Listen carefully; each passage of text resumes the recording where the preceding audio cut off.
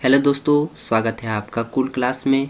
तो आज की इस वीडियो में हम इस्लाम धर्म से जितने भी महत्वपूर्ण प्रश्न हैं उनके बारे में पढ़ेंगे। ठीक है, देखो आज हम इस्लाम धर्म से जितने भी महत्वपूर्ण प्रश्न हैं सिर्फ उनके बारे में ही पढ़ेंगे। लेकिन अगर आपको इस्लाम धर्म के बारे में विस्तार से जानना है तो ऊपर आई बटन में आपको वीडियो मिल जाएगी, या तो नीचे डिस्क्रिप्शन में आपको वीडियो का लिंक मिल जाएगा, आप वहां से जाके देख सकते हैं। देखो इसमें पहला क्वेश्चन आता है, इस्लाम धर्म के संस्थापक कौन थे? तो इस्लाम धर्म के संस्थापक थे हजरत मोहम्मद साहब। ठीक है, देखो इस्लाम धर्म में इन्हें ईश्वर का संदेश वाहक कहा गया है, ठीक है, या पैगंबर भी कहा गया है। दूसरा क्वेश्चन आता है इसमें, इस्लाम का अर्थ क्या होता है? ठीक है, जो इस्लाम का अर्थ होता है वो होता है आपका अल्लाह को समर्पण। अगला क्वेश्चन आता है इसमें, इस्लाम किस भाषा का शब्द है? जो इस्लाम शब्द है वो किस भाषा का शब्द है? तो इस्लाम अरबी भाषा का शब्द है। आगे बात करते हैं, चौथा क्वेश्चन आता है इसमें, हजरत मोहम्मद साहब का जन्म कब और कहाँ हुआ था? तो हजरत मोहम्मद साहब का जन्म 570 ईस्वी में मक्का सऊदी अरब में हुआ था। ठीक है, जो मक्का है वो कहाँ पड़ता है? वो पड़ता है आपका सऊदी अरब में। ठीक है, पांचवा क्वेश्चन आता है इसमें, हजरत मोहम्मद साहब की माता का नाम क्या था? तो हजरत मोहम्मद साहब की माता का नाम अमीना था। छठवां क्वेश्चन आता है इसमें, हजरत मोहम्मद साहब के पिता का नाम क्या था? तो जो हजरत मोहम्मद साहब थे उनके पिता का नाम अब्दुल्ला था। ठीक है, सातवां क्वेश्चन आता है इसमें, हजरत मोहम्मद साहब की शादी किस औरत से हुई? तो हजरत मोहम्मद साहब की शादी खदीजा नामक विधवा से हुई थी। ठीक है, देखो अगर आपको इस्लाम धर्म के बारे में और अच्छे से जानना है तो नीचे डिस्क्रिप्शन में आपको इस्लाम धर्म से रिलेटेड वीडियो मिल जाएगी, एक बार जाके आप वो वाली वीडियो देख लें ताकि आपको इन क्वेश्चनों को समझने में आसानी हो। तो आगे बात करते हैं, अगला क्वेश्चन आता है इसमें, हजरत मोहम्मद साहब को ज्ञान की प्राप्ति कहाँ हुई थी? हजरत मोहम्मद साहब को ज्ञान की प्राप्ति हीरा नामक गुफा में हुई थी। ठीक है, और हीरा नामक गुफा कहाँ है? ये आपका सऊदी अरब में है। अगला क्वेश्चन आता है इसमें, हीरा नामक गुफा कहाँ है? हीरा नामक गुफा मक्का के पास है। ठीक है, जैसे मैंने पहले भी कहा था, मक्का कहाँ पड़ता है आपका? मक्का पड़ता है आपका सऊदी अरब में। नौवां क्वेश्चन आता है इसमें, हजरत मोहम्मद साहब को कितने वर्ष की अवस्था में ज्ञान की प्राप्ति हुई थी? तो हजरत मोहम्मद साहब को 40 वर्ष की अवस्था में ज्ञान की प्राप्ति हुई थी। ठीक है, 10वां क्वेश्चन आता है इसमें, हिजरत किसे कहा जाता है? देखो हिजरत इस्लाम धर्म में एक महत्वपूर्ण शब्द है। ठीक है, हजरत मोहम्मद साहब द्वारा मक्का से मदीना की यात्रा को हिजरत कहा जाता है। अब देखो मक्का भी कहाँ पड़ता है? सऊदी अरब में पड़ता है, और मदीना भी कहाँ पड़ता है? सऊदी अरब में पड़ता है। ठीक है, तो हजरत मोहम्मद साहब जो इस्लाम धर्म के संस्थापक थे उनके द्वारा मक्का से मदीना की यात्रा को क्या कहा जाता है? हिजरत कहा जाता है। ठीक है, आगे बात करते हैं, 11वां क्वेश्चन आता है इसमें, हजरत मोहम्मद साहब ने मक्का से मदीना की यात्रा कब की?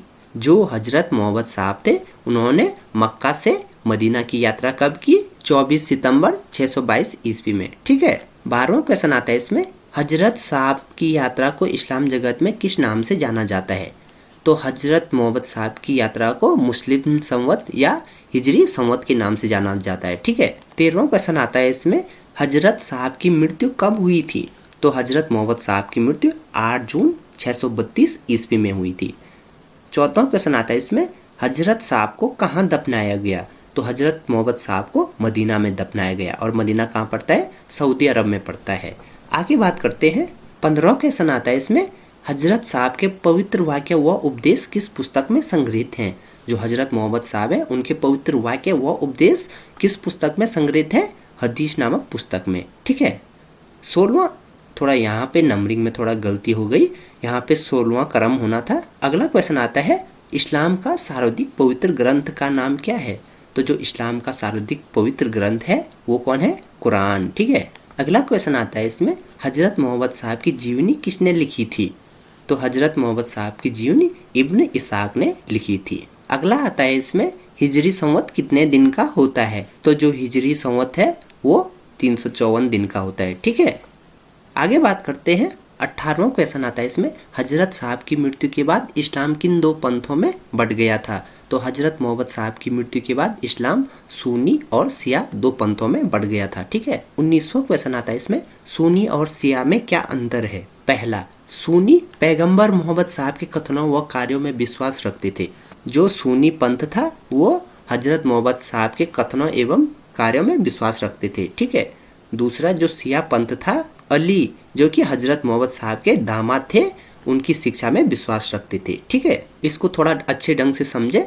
जो सुन्नी पंथ था, ठीक है, वो क्या हजरत मोहम्मद साहब की शिक्षा में विश्वास करते थे, और जो शिया पंथ था वो अली की शिक्षा में विश्वास रखते थे। ठीक है। अली कौन था? अली हजरत मोहम्मद साहब का दामाद था। ठीक है। इसमें कंफ्यूजन नहीं होना है आपको। 20वां क्वेश्चन आता है इसमें, पैगंबर हजरत साहब के उत्तराधिकारी क्या कहलाए?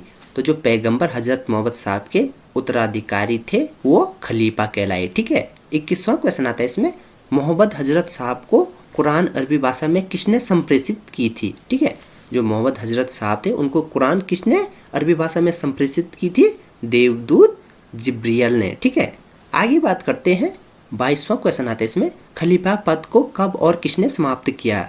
जो खलीफा पद था उसको तुर्की के शासक मुस्तफा कपाल पाशा ने 1924 ईस्वी में समाप्त किया। ठीक है, खलीफा पद को। 23वां क्वेश्चन आता है इसमें, मोहम्मद साहब के जन्मदिन पर कौन सा पर्व मनाया जाता है? तो जो हजरत मोहम्मद साहब हैं उनके जन्मदिन पर ईद ए मिलाद उन नबी नामक पर्व मनाया जाता है। ठीक है, ईद ए मिलाद उन नबी नामक पर्व। 24वां क्वेश्चन आता है इसमें, भारत में इस्लाम धर्म का आगमन किसके जरिए हुआ? भारत में इस्लाम धर्म का आगमन हुआ आपका अरबों के जरिए। ठीक है, कब? 712 ईस्वी में मोहम्मद बिन कासिम के नेतृत्व में अरबों ने भारत पर पहला सफलतापूर्वक आक्रमण किया। ठीक है। 25वां क्वेश्चन आता है इसमें, इस्लाम धर्म में किबला क्या है? तो नमाज के दौरान मुसलमान मक्का की ओर मुंह करके खड़े होते हैं। मक्का की ओर की दिशा को किबला कहा जाता है। ठीक है, मुसलमान नमाज के दौरान क्या करते हैं? मक्का की ओर मुंह करके खड़े हो जाते हैं। ठीक है, तो जो मक्का की ओर की दिशा होती है उसको क्या कहा जाता है? उसको किबला कहा जाता है। ठीक है, देखो अभी हमने इस्लाम धर्म के बारे में जो भी महत्वपूर्ण प्रश्न थे उन पे चर्चा की और उम्मीद करता हूँ कि आपको यह जानकारी पसंद आई होगी। अगर आपको विस्तार पूर्वक इस्लाम धर्म के बारे में जानना है तो नीचे डिस्क्रिप्शन में आपको इस्लाम धर्म पे वीडियो मिल जाएगी।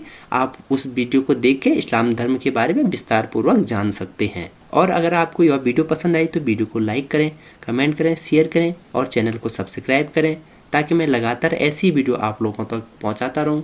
सो मिलते हैं आप लोगों से नेक्स्ट वीडियो में, तब तक के लिए बाय बाय।